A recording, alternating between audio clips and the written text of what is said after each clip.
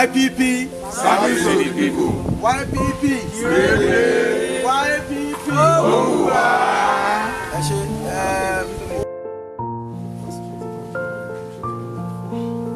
Ó lè possible kan gbé ẹgbẹ́ mi síta kan fà lọ́wọ́ sókè.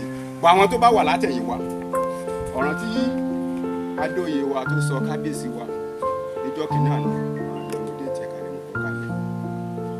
Tọ́ ẹ dé o ẹlẹ́ṣẹ̀ kan báyìí o kẹ́ẹ̀fì lè rí yín sẹ́ náà ni o tẹ́ bá tún lọ tán àárín yín náà ó ṣẹlẹ̀ yìí fún àwọn tó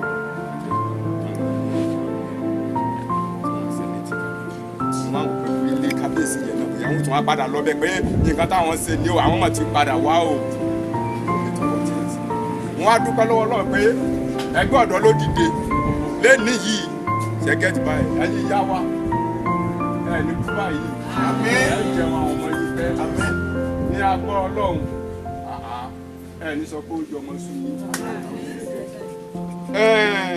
Bàbá wa dá fàkàlẹ̀ bí ẹgbẹ́ ọ̀dọ́.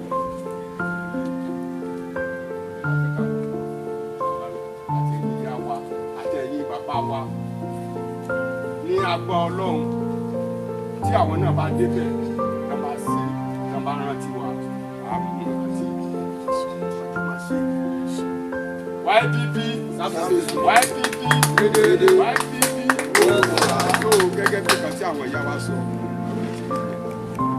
ọ̀nà ẹ̀jẹ̀ jẹ́ wá lóhùn. Kódà a ní ẹ̀sì tàbí owó tó bá tẹ̀jẹ́ pé arórí ara wa wò yẹ ká pẹ́ ní tí bàbá ń wá fún wa. Wọ́n máa ń mọ nǹkan tó kùn wá lọ́kàn nídọ̀kẹ́. Wọ́n mọ nǹkan tó kùn wá á fún àwọn ilé lówó wọ́n ìtọ́nù owó wa á fún àwọn ilé ìrẹsì wọ́n ìtọ́nù oúnjẹ wọn. Káwọn náà lọ rò ó. Ní from Okwero state tí kò wá tó bá jẹ́ wáhùn òru ló tó débẹ̀.